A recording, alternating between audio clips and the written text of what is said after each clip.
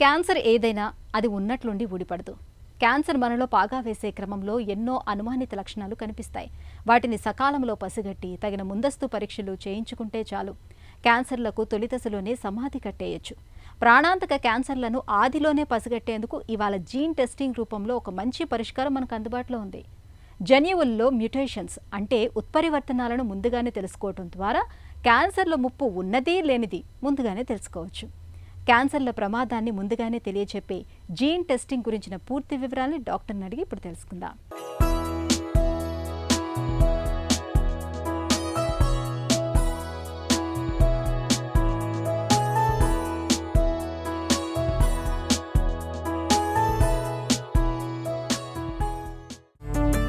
జన్యు పరీక్ష అంటే ఏంటి? దీని ప్రత్యేకత ఏంటి? మన శరీరంలో అనేక కణాలు ఉంటాయి. ప్రతి కణంలోనూ అనేక జన్యువులు ఉంటాయి. మన జన్యువుల కూర్పు మన భౌతిక లక్షణాలను నిర్దేశిస్తాయి. అలానే పర్యావరణ మార్పుల వల్ల వయస్సు ప్రభావంతో మన కణంలోని జన్యువులు పరివర్తనం చెంది వాటినే మ్యూటేషన్స్ అంటాము. పరివర్తనం చెంది ఒకవేళ పాడైన కణాలుగా అయితే వాటిని తీసివేయడానికి జన్యువుల్లోనే ట్యూమర్ సప్రెసర్ జీన్స్ అనే జన్యువులు ఉంటాయి.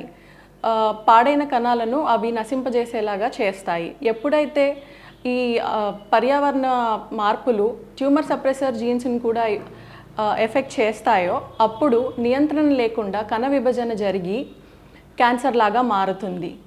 ఈ జన్యువు యొక్క మ్యాపింగ్నే మనం జెనెటిక్ టెస్టింగ్ అని అంటాము. జన్యు పరీక్షతో ప్రయోజనాలేంటి? జన్యు పరీక్షలో 2 రకాల మార్పులను గమనిస్తాము. జర్మ్ లైన్ మ్యూటేషన్స్ అని, సొమాటిక్ మ్యూటేషన్స్ అని అంటాము. జర్మ్ లైన్ మ్యూటేషన్స్ అనగా తల్లిదండ్రుల నుంచి జన్యువుల్లో మార్పులు మనకి సంక్రమించడం.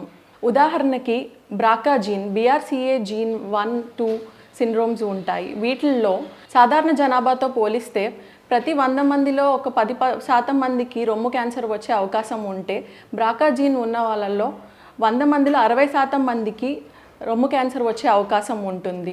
అలానే రొమ్ము క్యాన్సరే కాకుండా అండాశయ క్యాన్సర్లు, మగవారిలో ప్రాస్టేట్ క్యాన్సర్లు, ప్యాంక్రియాటిక్ క్యాన్సర్లు వచ్చే రిస్క్ ఎక్కువగా ఉంటుంది.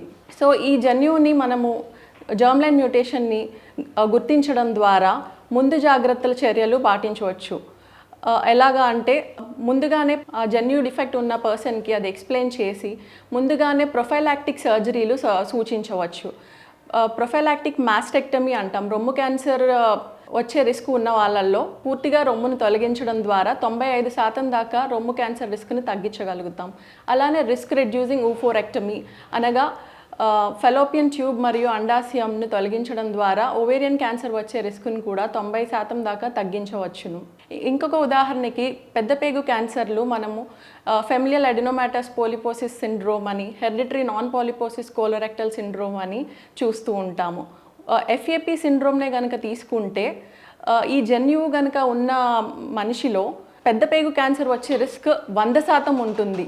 సో అది కూడా చిన్న వయసులోనే వచ్చే అవకాశాలు ఉంటాయి. సో 15 సంవత్సరాల వయసు నుండే వాళ్ళకి కొలనోస్కోపీ వంటివి చేయించి క్యాన్సర్గా డెవలప్ అవ్వకముందే పెద్ద పేగుని మొత్తం పూర్తిగా తీయడం టోటల్ ప్రాక్టోకోలెక్టమీ అని అంటాము. అది చేసి చిన్న పేగుని మల విసర్జన మార్గంలాగా తయారు చేస్తాము.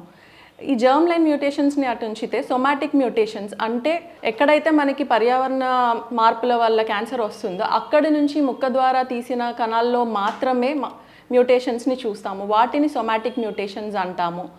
వీటి వల్ల ఉపయోగం ఏంటంటే ఉదాహరణకు తీసుకుంటే లంగ్ క్యాన్సర్ స్టేజ్ ఎక్కువగా 90% మందిని మనం స్టేజ్ 4లోనే గుర్తిస్తూ ఉంటాము. లంగ్ క్యాన్సర్ స్టేజ్ 4లో గుర్తించాము అంటే ఇంకా అది ఆల్మోస్ట్ 6 నెలల్లోనే మరణిస్తారు అన్నట్లుగా ఇంతకు ముందు అనుకునే వాళ్ళం.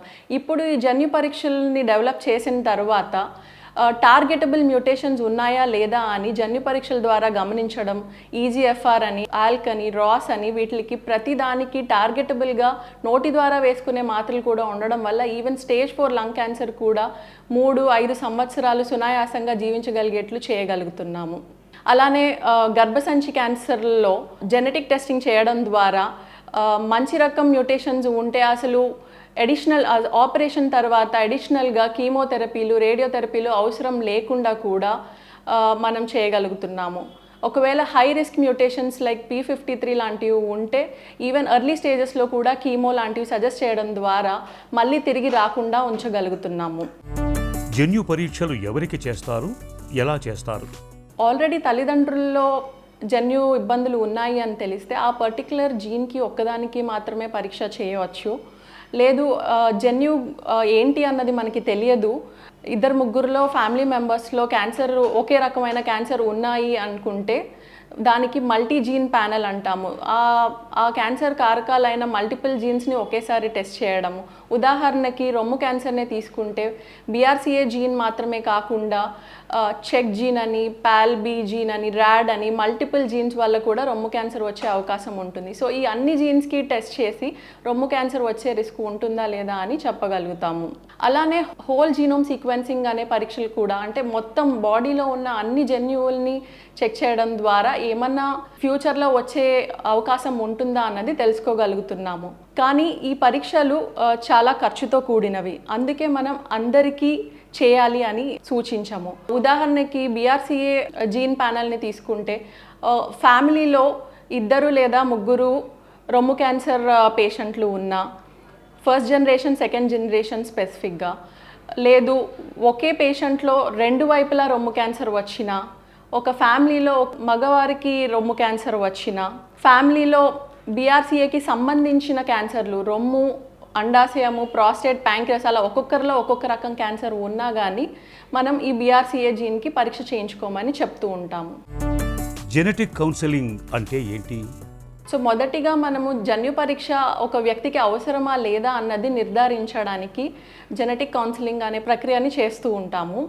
మొదటగా పేషెంట్ యొక్క ఫ్యామిలీ పెడిగ్రీని తయారు చేస్తాము. అంటే అసలు వాళ్ళ అమ్మ, నాన్న, అన్న, చెల్లెళ్ళు, అత్తలు, అమ్మమ్మ, తాతలు అందరూ ఎవరికి ఏమన్నా క్యాన్సర్స్ ఉన్నాయా, ఏ వయసులో వచ్చింది, ఏ రకమైన క్యాన్సర్లు వచ్చాయి, నిజంగా రిలేటెడ్ క్యాన్సర్సా, ఒకవేళ నిజంగా పరీక్ష అవసరము అయితే వాళ్ళకి ఏ విధమైన పరీక్షలు చేస్తాము, అవి పాజిటివ్ వస్తే ఎటువంటివి, ఏమైనా ముందు జాగ్రత్త సర్జరీలు, ట్రీట్మెంట్లు ఉన్నాయా, స్క్రీనింగ్ ఎలా చేసుకోవాల్సి ఉంటుంది, అండ్ టెస్ట్లో కూడా 100% ఇదిగో పాజిటివ్ అని చెప్పేట్లుగా ఉండవు. కొన్ని అన్డిటర్మైన్డ్ జీన్స్ కూడా డిటెక్ట్ చేస్తూ ఉంటాము. సో వాటి వల్ల కొంచెం అయోమయ స్థితి కూడా వచ్చే అవకాశం ఉంటుంది. వాటన్నిటి గురించి ముందుగానే ఎక్స్ప్లెయిన్ చేసి వాళ్ళు సిద్ధంగా ఉన్నారు అన్నప్పుడు మాత్రమే ఈ జన్యు పరీక్షకి సలహా ఇస్తాము. అన్ని క్యాన్సర్లు జన్యుపరంగానే వస్తాయా? క్యాన్సర్ అనేది జన్యుపరమైన జబ్బే. జన్యుల్లో మార్పు వల్లనే క్యాన్సర్ వస్తుంది. కాకపోతే వారసత్వంగా వచ్చే క్యాన్సర్లు చాలా తక్కువగానే చూస్తూ ఉంటాం.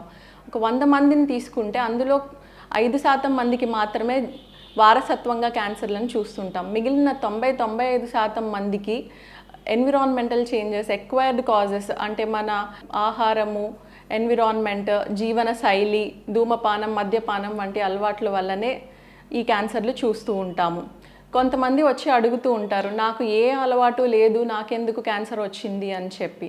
సో అది ఇప్పటికీ ఎవరు చెప్పలేము. జన్యుపరమైన మార్పులు ఉండవచ్చు. ప్రతి ఒక్కరు జాగ్రత్తలు తీసుకుని మనకి వీలున్నంతగా మన జీవన శైలిని మార్చుకుని క్యాన్సర్ రిస్క్ను తగ్గించుకోవాలి. Prevention is better than cure. చికిత్స కన్నా నివారణే మేలన్న ఈ ప్రాథమిక సూత్రం క్యాన్సర్ల విషయంలో 100కి 100 వర్తిస్తుంది. జన్యు పరీక్షను చేయించుకోవటం ద్వారా క్యాన్సర్ల ముప్పు ఉన్నది లేనిది తెలుస్తుంది. ఆపై తొలి దశలోనే చికిత్స మొదలు పెడితే ప్రాణాంతక క్యాన్సర్లకు ఆదిలోనే సమాధి కట్టేయచ్చు.